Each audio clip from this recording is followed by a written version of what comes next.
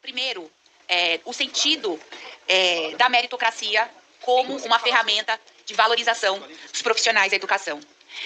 Todo mundo que se dedicou a estudar os dados do censo escolar do ano passado vão ver e vão verificar que as escolas onde a gente tem os menores desempenhos dos estudantes são as mesmas escolas que estão com as piores estruturas, condições físicas, em áreas de vulnerabilidade social, atravessadas pelas desigualdades históricas do nosso país. Então, são escolas, em sua maioria, em regiões não apenas mais empobrecidas, mas sem acesso a direitos fundamentais. Escolas que nem água potável têm. Escolas onde a gente precisa fechar o estabelecimento devido ao constante guerra que tem, como é o caso específico da cidade do Rio de Janeiro, onde as escolas são fechadas semanalmente. Então, esse tipo de instrumento de valorização que coloca a meritocracia como algo, como todos esses fatores de exclusão que eu citei aqui e que todo mundo sabe, não fazem parte da avaliação do SAEB ou do IDEB. Isso não é considerado. É considerado apenas o desempenho seco daquele aluno. E para terminar, eu queria chamar atenção para outros pontos desse projeto. Ele não inclui o quadro de apoio das escolas, que são os profissionais fundamentais que estão atuando junto com os professores, excluindo esses profissionais, mais uma vez, do trabalho que eles realizam. Eles punem, mais uma vez, as mulheres, que são maioria na educação básica, quase 90% são mulheres, são mães. Então, se o seu filho fica doente e ela precisa se afastar para cuidar desse filho, para proteger a sua família, ela é avaliada como uma professora que não merece ter o seu desempenho profissional valorizado. Isso é uma distorção. Isso pune as mulheres que são responsáveis pelo cuidado aqui no nosso país. Negar essa realidade é praticar o machismo institucional. E, por fim, quero aqui concordar com todos os meus colegas que me antecederam e pontuaram que esse instrumento, e quero lembrar aqui que hoje o Brasil não cumpre nem sequer o piso nacional do magistério, que é um pouco mais de R$ 4.500 por 40 horas de trabalho.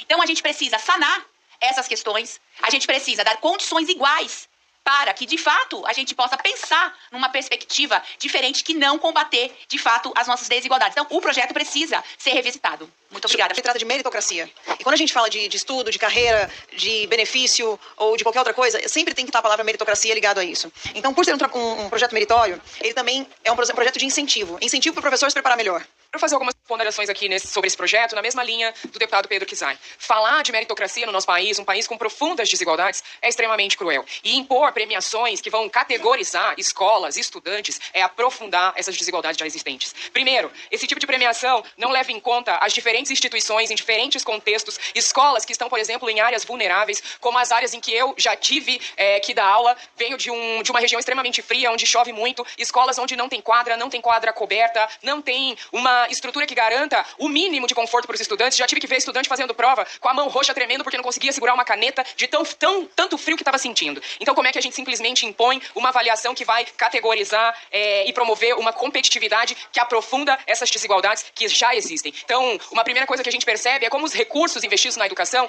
eles deveriam ir para sanar os problemas históricos da educação pública. A nossa visão aqui, o nosso trabalho, deveria ser pensar como a gente pode melhorar a qualidade do ensino no sentido de promover uma carreira digna para professores e professores, ter salários dignos, porque ainda sabemos o quanto o salário de professores e professores no Brasil é um salário injusto e indigno, e o quanto esses trabalhadores sofrem uma perseguição, vêm sofrendo uma perseguição absurda, esses que são os que sustentam o futuro do nosso país, porque o futuro do país está na mão da educação. Então, isso traz para esses profissionais uma pressão excessiva e absolutamente injusta, porque são eles que vão ter que responder se o seu estudante não teve um bom desempenho, são eles que vão ter que responder sozinhos e individualmente se sua escola não teve a condição de ganhar determinado prêmio. É mais uma vez essa criminalização, essa punição para professores, para estudantes, para escolas que são profundamente impactados pela falta de desejo de sanar, como falei, os problemas históricos da educação pública brasileira. Então, acho que a maior denúncia que tem para fazer aqui é que os investimentos para a educação têm que ser para melhorar a estrutura das escolas, para melhorar carreiras e salários, para melhorar a condição de os estudantes terem o seu aprendizado garantido. Acho que essa é a maior premiação que a gente pode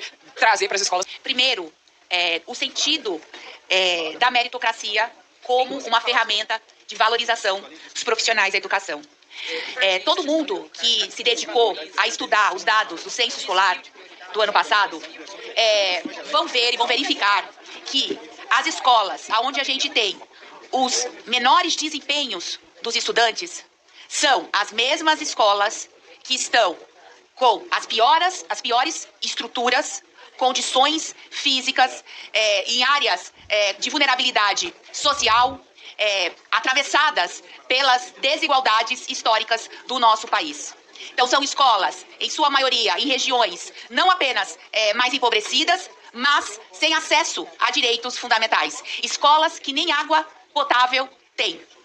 Escolas onde a gente precisa fechar o estabelecimento devido ao constante guerra que tem, como é o caso específico da cidade do Rio de Janeiro, onde as escolas são fechadas semanalmente. Então, esse tipo de instrumento de valorização que coloca a meritocracia como algo, como todos esses fatores de exclusão que eu citei aqui e que todo mundo sabe, não fazem parte da avaliação do SAEB ou do IDEB. Isso não é considerado. É considerado apenas o desempenho seco daquele aluno. E para terminar, eu queria chamar atenção para outros pontos desse projeto. Ele não inclui o quadro de apoio das escolas, que são os profissionais fundamentais que estão atuando junto com os professores, excluindo esses profissionais, mais uma vez, do trabalho que eles realizam.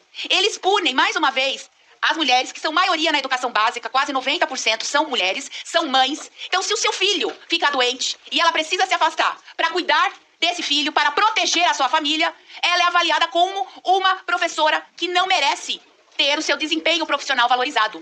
Isso é uma distorção. Isso pune as mulheres que são responsáveis pelo cuidado aqui no nosso país. Negar essa realidade é praticar o machismo institucional. E, por fim, quero aqui concordar com todos os meus colegas que me antecederam e pontuaram que esse instrumento, e quero lembrar aqui que hoje o Brasil não cumpre nem sequer o piso nacional do magistério, que é um pouco mais de R$ 4.500 por 40 horas de trabalho. Então, a gente precisa sanar essas questões, a gente precisa dar condições iguais para que, de fato, a gente possa pensar numa perspectiva diferente que não combater, de fato, as nossas desigualdades. Então, o projeto precisa ser revisitado. Muito obrigada, Senhor presidente, só a título de esclarecimento. Presidente, deputado. Para a votação. Caros deputados e deputadas, eu compreendo e, óbvio, respeito muito a discussão, só que eu, de verdade, assim, a discussão precisa ser em cima desse projeto. Só para rememorar todo mundo, o projeto é o 39/10/2024. Nós não estamos criando nenhuma avaliação, nem impondo nenhuma avaliação. A avaliação já existe. Segundo ponto, é opcional das escolas aderirem a essa premiação, ou seja, ninguém está impondo nada. Isso. Exatamente. Não. A opção é voluntária da escola.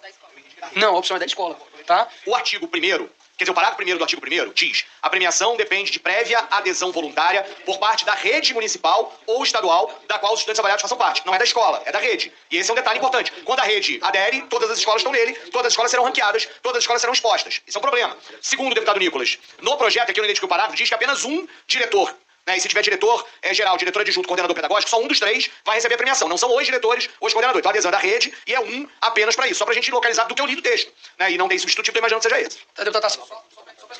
Deputado Tarcísio, de fato é para a rede, contudo, a rede, contudo, a avaliação ela é feita com o índice da própria escola. Então, por exemplo... Isso eu sei e falei. Mas as escolas serão ranqueadas obrigatoriamente. Vejo que se segue para buscar uma alternativa de acordo, embora haja dúvidas em relação ao projeto ainda. Eu concordo com